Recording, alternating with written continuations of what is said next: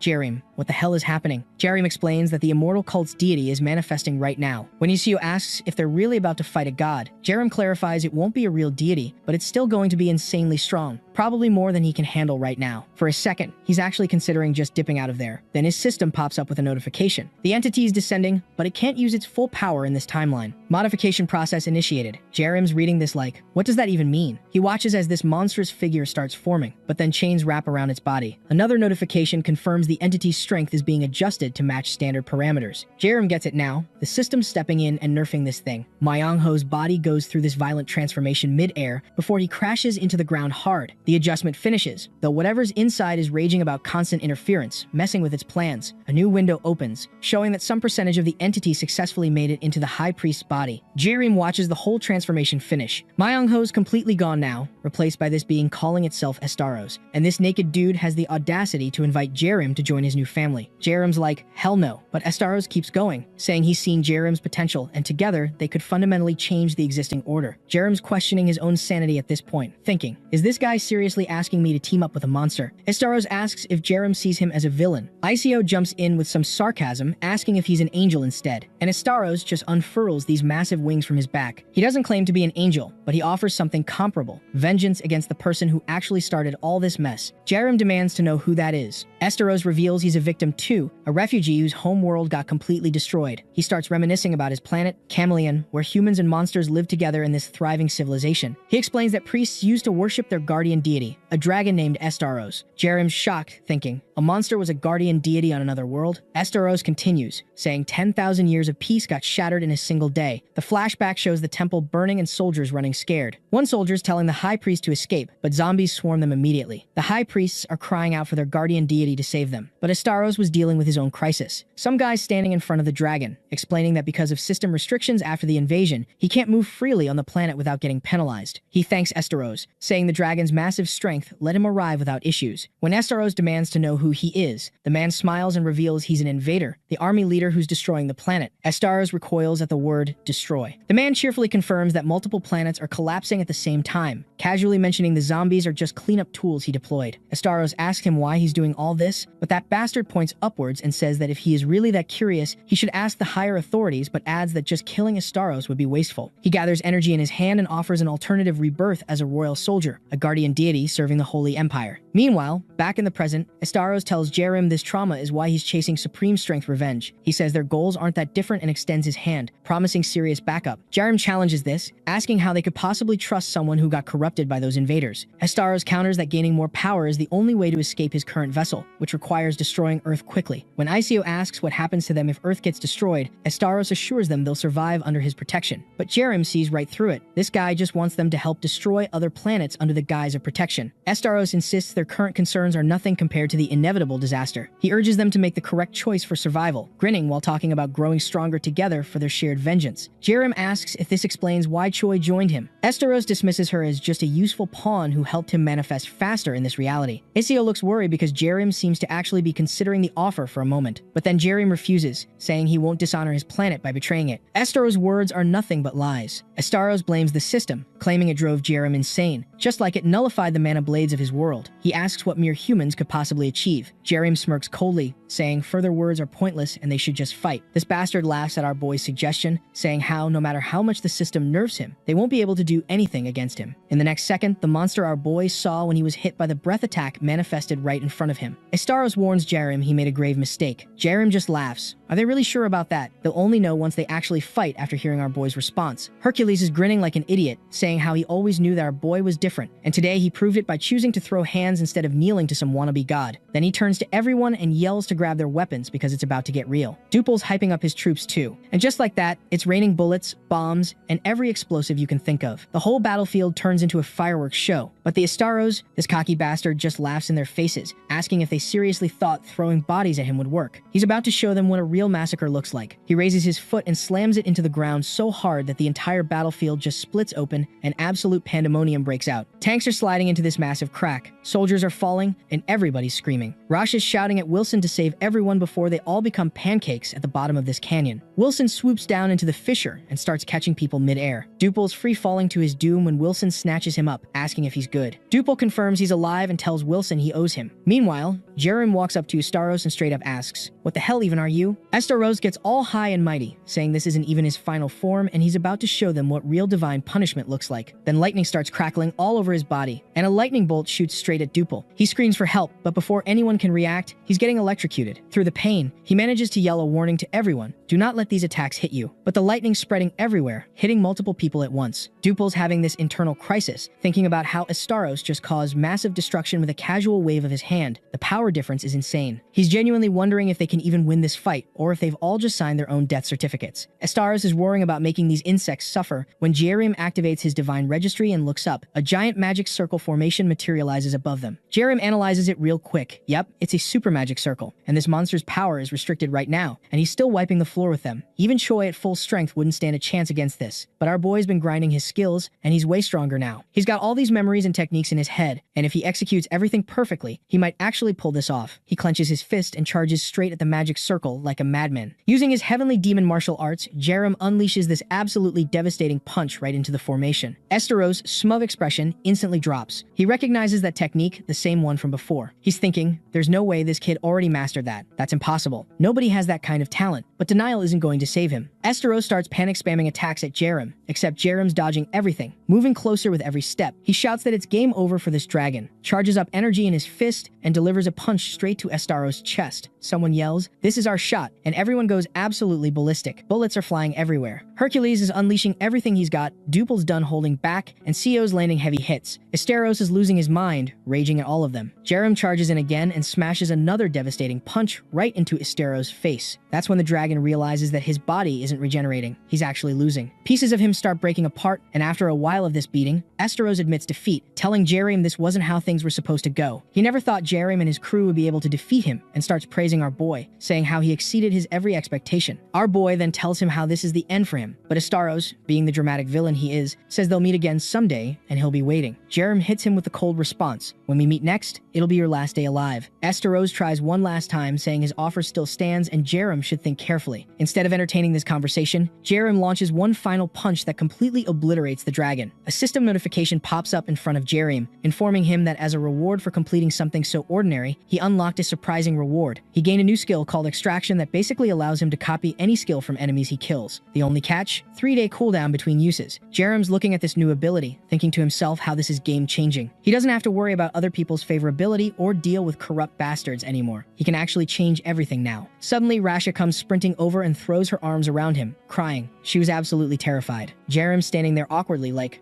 what are you doing? Everyone's staring at us right now. Rasha explains that she thought Jerem might actually team up with the enemy. Wilson beeps in with the sass, saying Rasha clearly has zero faith in their captain. Captain Jerem would never do such a thing. However, Wilson does raise a concerning point. If this monster was this insanely strong, how powerful is the one who originally killed Estaros at full power? Jerem agrees that's a good question, but they'll worry about that existential crisis later. Right now, he's checking if everyone's okay. Hercules confirms they're all good and laughs, saying that creature claimed to be a god but was really just all talk. Jerem's relieved. Now that they've made it this far, they're going to conquer both the provisional government and Jeju Island before they bounce. The scene shifts, and our boy's thinking back to when he met with the deputy governor of the Naya. That guy revealed the island had become the base of the immortal cult. According to him, even the president and high-ranking officials are tied to these bastards, but now that Estaros is defeated, it should affect all of them. A representative of the gamers enters Jerem's tent to inform him someone's here. Han Wanwook, the deputy manager of the Nia, whom our boy already knows, arrived at the camp. He brought along Admiral Naxu, who's in charge of the Marine Defense Detachment. The Admiral introduces himself to Jerem, who analyzes him real quick and learns he's a friendly awakened D rank. Wanwook informs our boy about the Union of Humanity. Despite strong defenses, the island was left without an owner. Turns out a meeting was called to discuss the threat of the immortal cult. Government members demanded that reinforcements be sent to the cult, because if it fell, the holy water would stop spreading. But right when it was decided to send reinforcements, almost everyone present suddenly got enveloped in the mist of death. Han realized this was the perfect moment to finally overthrow the rotten government. On top of that, according to Han, all those who received holy water from the immortal cult are now dead. That same drug he spoke of earlier. Despite all this, the cult-obsessed civil servants caused disaster on the island. The Admiral's ashamed to ask Jerem for this, but he wants to move all the inhabitants of the island to the Union of Humankind. Our boy promises to give them support and move everyone because this way he'll be able to occupy the island himself. In return, both Han and Naxu promise to do everything they can to help our boy with the Union. The parties agree, and Jerem gets the opportunity to learn the skills of both men, clairvoyance, and command. With Admiral Norton's help, Jerem's men manage to easily get to the island and transport all the survivors without problems. Half a month passes. During that time, Naxu trained the ranks of the Union of Humankind's army. Jerem watched this man of command in action because in just a few days, the soldiers began moving as one unit. By activating the clairvoyant skill, our boy can now observe what's happening with the gamers without contacting them directly. Jerem's confident there won't be any more problems if his moving fortress project goes well. Isio thinks the idea is crazy. Nevertheless, our boy notes the high potential because there haven't been any problems problems with the preparation. When ICO asks who will control the movement of the fortress, Jerem replies it'll be done by artificial intelligence. Right then, Rasha runs up to them to tell them the good news. The first AI development has been completed. Jerem's impressed with how quickly the girl handled it because not even 2 weeks have passed since he asked her about it. Rasha admits that with an assistant like Wilson, it wasn't too difficult. The robot became the key to the AI plan. Our boy and ICO come to the research laboratory to check out Rasha's new achievements. The girl asks Wilson to demonstrate the results, and the robot switches to conversion mode. Now they have Wilson 2 inches in front of them with amazing features and potential that Rasha invites Jerem to try out for himself. Our boy stretches out his hand, and the robot registers his database, giving him full access. According to the system, our boy now has a special function, city management, which lets him manage everything in the city just by thinking about it. So now our boy's staring at this screen showing part of the city, and he's completely mind blown, asking Wilson what the hell he's looking at. Holographic Wilson pops up like a helpful little tutorial guide and explains that Jerem can now look at any corner of the city literally anywhere, ground level or underground, just by thinking about it. Jerem closes and reopens his eyes, and suddenly he finds himself hovering over one of the districts like he's in spectator mode. For a second, this idiot thought that he teleported here, so Wilson quickly clarifies this isn't teleportation. His mind has just been temporarily moved here to demonstrate the ability. Then Wilson casually suggests Jerem try turning off a streetlight with just his thoughts. The people around the streetlight are suddenly confused as hell because the light just went out for no reason, seeing that his ability worked. Wilson started telling our boy how now he controls everything: electricity, water, even the defensive structures. They move to an empty residential area where Jerem starts messing with the defensive structures. According to Wilson, the construction of their walking fortress is 60% complete, and he suggests they go inspect it. They head to the workshop, and Jerem watches as these massive legs for the fortress are being assembled. They're planning 8 legs total to optimize balance, basically taking notes from an ant's design because nature knows what's up. Meanwhile, flying up to some sports field, Estaros is calling on his faithful servants to rebel. From a crack in the ground, the commander of the Holy Knights of the Kingdom, some guy named Caesar, rises to the surface like he's emerging from hell itself. The knight looks pretty insignificant to Estaros, but Caesar claims it's too early for him to make his move and wants to know why he was summoned. The monster shares the memory of his battle with Jerem, and Caesar is absolutely amazed by our boy's strength. Estaros considers Jerem an outstanding enemy, which is exactly why he needs him for his goals. He grants Caesar the power to bypass the system's restrictions and orders him to destroy the Union leader's base. Caesar asks what his reward will be for this, and after receiving Estaros' power, he transforms into a completely different and way more terrifying appearance. Cut to Han informing Jerem about an area in Seoul where zombies are gathering, and we're not talking about a few hundred. There are likely more than 1 million of these bastards. Our boy immediately understands this is Estaros' doing, but he needs another week to finish the walking fortress. According to Han, they've got 2 options: either abandon this place or somehow stop a literal zombie apocalypse. But rebuilding their base somewhere else would take way too much time and effort. So Jerem decides they're going to defend the Union with everything they've got and asks Han to reach out to the gamers for support. Right at that moment, Hercules appears at the doorstep, and it turns out he's already brought all his guys here. Han's completely shocked by how fast he showed up. It's been less than half a day since he sent that urgent message. Jerem informs Hercules that according to their estimates, they'll need to defeat about 1 million monsters. Despite those absolutely terrifying numbers, the big man promises to support Jerem because they're not strangers, they're brothers in arms now. From this moment on, the Union of Humanity enters a state of war, and Jerem instructs Han to prepare everyone properly. The scene cuts to Naxu, pulling up a map and showing everyone exactly where these zombies are setting up their blockade, and then he drops the casual bomb that, oh yeah, there's about 1 million of them heading their way. The old man damn near has a heart attack right there, and even Rasha's looking stressed as hell. But our boy Jerem, man's unfazed. He straight up says that they'll handle it because the Union's been grinding and leveling up. Choi backs him up, saying facts, they've got over 200,000 survivors now, so they're not some weak-ass settlement anymore. Hercules jumps in, asking Naxu about his forces, and Naxu says they can spare 3,000 guards for the battle. Hercules is like, wait, only 3,000? But ICO's Gramps isn't having it, explaining these aren't just any random guards, these are the elite 3,000, the best trained soldiers they've got. Plus, they only need to hold out for 1 week while the walking fortress finishes construction. Everyone agrees that if it's just basic zombies, yeah, they'd be fine. But the real problem? What if there are mutants mixed in that horde? That changes everything. According to intel, this whole zombie army is being led by some guy called Commander Skeleton. Kim points out the obvious issue. Even if Jerem takes down this skeleton commander, 1 million zombies aren't just going to stop, they'll keep coming at them. Naxu suggests they should rally volunteers and estimates they'll need about 30,000 people to pull this off. Jerem tells Professor Choi to gather everyone in the square because he needs to give a speech. But then Hercules suggests they should just force everyone to fight since if the army falls, they're all dead anyway, so what's the difference? Our boy immediately pushes back on that idea, and they get into this whole heated debate. Hercules is being stubborn as hell, insisting it's the logical move. That's when Naxu drops some wisdom, telling Hercules that in situations like this, your own army can sometimes be more dangerous than the enemy if you force them to fight. And you know what? It actually gets through to that thick skull of his, and the big guy finally agrees. But there's still the issue of actually getting volunteers. Nobody wants to risk their neck, and Park Dalbong's certain people will avoid fighting if they can. Rasha hesitantly brings up that people should want to help, since if the walls fall, everyone dies anyway,